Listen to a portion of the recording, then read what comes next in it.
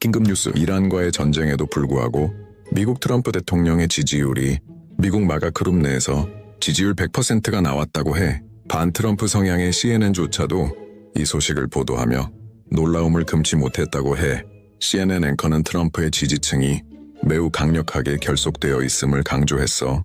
한편 이 소식이 한국에 전해지자 한국 보수 진영도 똘똘 뭉쳐야 한다는 의견도 나오고 있어.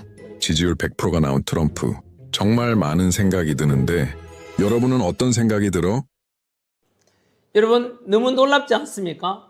미국 역시 아까 말씀드린 대로 좌파 언론 CNN, 뉴욕타임즈, 월스트리트 저널, 워싱턴 포스트 대표적인 언론사, 영향 언론사가 다 좌파입니다. 그러니까 트럼프가 좀 궁지에 몰린 것처럼 보도되었지만 웬걸 지금 보십시오. 마가 그룹, 즉 트럼프 정책을 지지하는 사람들에게 지지율 몇 %라고요? 100%입니다. 100%.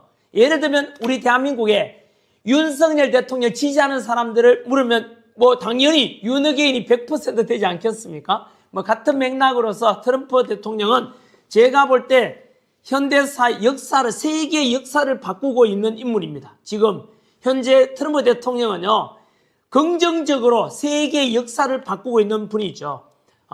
중국, 대중국을 견제하기 위해서 중국 패권 싸움에서 중국을 착살내고 있는 거죠. 중국의 왼팔 베네수엘라 착살내고 마두로 체포하고, 오른팔 바로 이란의 하메네이를 죽여버리고, 그죠? 하메네이 주도하고 있던 이란을 과연 착살내고 있잖아요. 결국은 중국이 지금 이러지도 못하고 저러지도 못하고 있잖아요.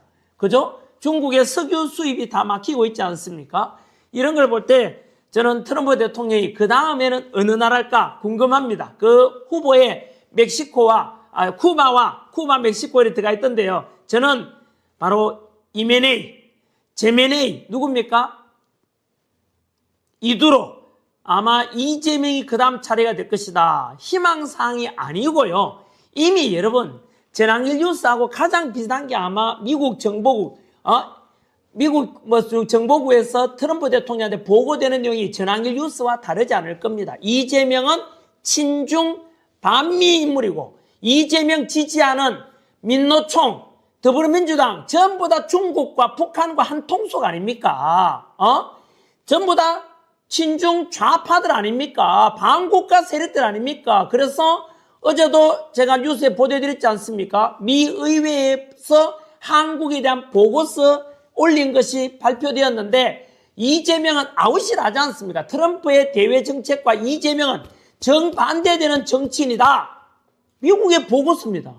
미 의회 보고서입니다. 제가 방송하는 전환뉴스 내용과 똑같잖아요. 반면에 그 보고서에 뭐가 등장하죠? 이재명은 친중 반미 좌파로서 바로 민노총의 지지를 받고 더불어중국당, 더불어민주당 지지를 받고 있고 이런 이상한 믿을 수 없는 인물임에도 불구하고 그 반대편에 있는 현재 갇혀 계시는 윤석열 대통령은 미국과 너무나 트럼프 대통령과 대외적인 어떤 정책이 일치하고 신뢰할 수 있다고 보고서 나오지 않습니까? 이것을 여러분 우리 희망사항이 아닙니다. 이거는 곧 현실이 될 수도 있습니다. 그래서 이재명은 아웃이라 하지 않습니까?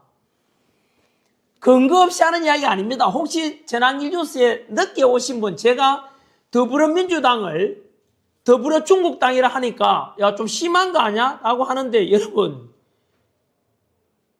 아시잖아요.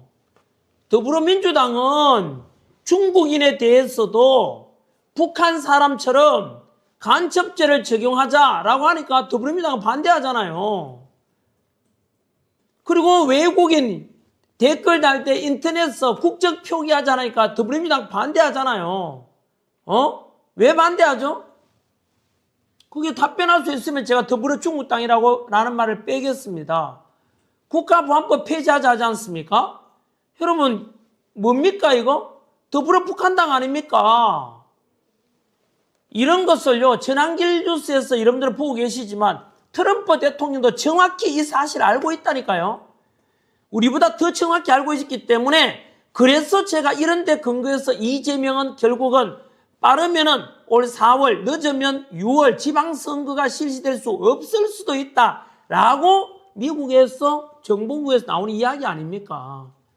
다만 제가 그걸 100% 믿으라 이런 말은 아니지요. 저 역시 마찬가지로 플랜 1, 플랜 2, 플랜 3 미국의 개입 외에 미국의 정책에는 그렇게 포함되어 있지만 현재 이란과 전쟁이 언제 끝날지도 모르고 미국의 정책에는 순서가 있기 때문에 그것이 시간상으로는 달라질 수 있다라는 가변성은 이제 열어두고 우리는 우리 나름대로 할 수 있는 건 또 최선을 다하는 것 아닙니까요?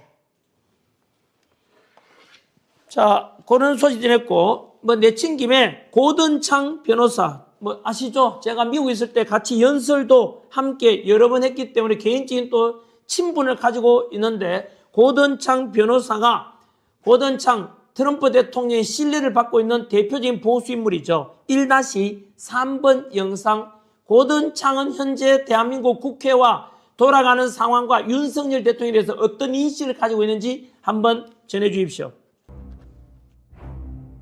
트럼프 최측근 고든창이 SNS에 이재명, 윤석열 대통령을 동시에 언급한 한 줄의 문장이 온라인상에서 주목받고 있어. 그 문장은 우리는 이재명이 윤석열 대통령을 죽이도록 내버려두지 않을 것이다.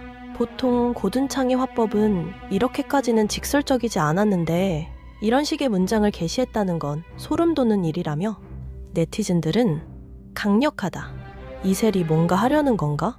너무 감사하다, 든든하다 등의 댓글을 달며 진짜 무슨 일이 일어나는 건가? 라는 걱정스러운 분위기가 조성되고 있어. 윤석열 대통령님, 제발 그날까지 무탈하게 건강하셔야 됩니다. 네, 부디 건강 꼭 지켜주시기 바랍니다. 네, 자, 그 다음 소식 전하겠습니다. 그 다음 소식 1-10번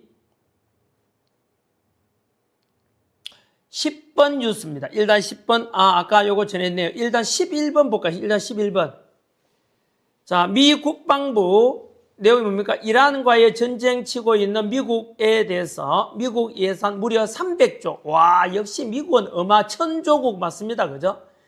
야, 전쟁 치야 되니까 예산을 무려 300조나 더 내놔라 라고 하지만 현재 미국 의회 안에서 통과될지는 미지수다라고 하지 않습니까? 여러분, 그러면 과연 트럼프 대통령은 어떻게 할 것 같습니까? 여러분, 한번 답변 한번 해보실래요? 과연 미국 의회 공화당과 민주당에서 트럼프 대통령이 이란과 전쟁 치야 된다. 예산 300조 더 빨리 만들어 주시오.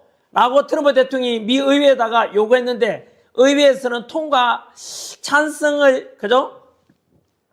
쉽지가 않다라고 언론에 보도되잖아요. 트럼프 대통령이 과연 접을까요? 여기서 과연 무릎 꿇고 그래 전쟁 포기할 것 같습니까? 웃기지 마십시오. 트럼프 대통령은 비상사태를 선포할 수도 있습니다. 그날이 4월 5일이 될 것이다. 4월 5일이 D-Day다 라고 하는 분도 있습니다. 미국 안에서 이야기입니다. 한번 두고 보시면 알겠죠? 트럼프 대통령이 여기서 그냥 무릎 꿇고 그래 알았다. 예산이 안 나오니까 이제 이란과의 전쟁 멈추겠습니다. 할 것 같습니까? 두고 보시면 압니다. 트럼프 대통령은요. 절대 시민 여러분, 이 싸움은 하루아침에 시작된 것이 아닙니다. 좌익 세력은 30년 전부터 총칼이 아닌 제도와 언어로 체제를 바꾸는 전략을 준비해왔습니다. 거리투쟁이 아니라 교과서, 법률, 행정규칙, 인사 시스템을 통해 조용히 침투했습니다. 국민이 눈치채지 못하는 사이 개혁과 진보라는 말로 포장해 기존 질서를 흔들었고 저항하면 시대에 뒤처진 세력으로 낙인 찍는 방식을 반복해왔습니다. 시민 여러분, 좌익 전략의 핵심은 한 번에 무너뜨리지 않는 것입니다. 급진적 변화는 반발을 부르기에 그들은 점진적 변화를 선택했습니다. 제도 하나를 바꾸고 용어 하나를 바꾸고 기준 하나를 낮추며 10년, 20년을 쌓아왔습니다. 그렇게 쌓인 변화는 어느 순간 되돌릴 수 없는 구조가 됩니다. 국민이 느낄 때는 언제 이렇게 됐지라는 뒤늦은 자각만 남게 되는 것입니다. 시민 여러분, 언론과 문화는 감정을 지배하는 도구입니다. 좌익은 사실보다 감정을 먼저 움직이는 전략을 사용했습니다. 드라마, 영화, 뉴스 프레임을 통해 선과 악을 단순화하고 반대 의견은 비도덕적 집단으로 묘사했습니다. 반복된 이미지와 서사는 국민의 판단 기준을 서서히 바꾸었고 어느 순간 합리적 토론 자체가 불가능한 분위기를 만들었습니다. 시민 여러분, 법과 사법은 마지막 방어선입니다. 그러나 좌익은 이 영역마저 정치화하려는 시도를 지속해왔습니다. 법 해석을 이념에 맞게 바꾸고 판결을 통해 사회적 메시지를 전달하려 했습니다.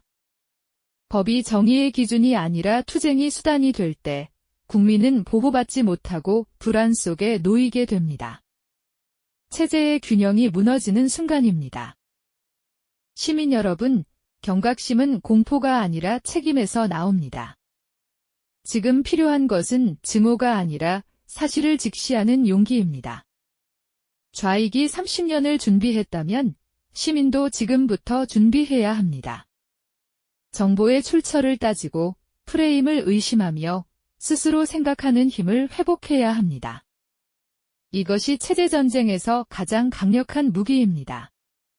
시민 여러분, 아직 늦지 않았습니다.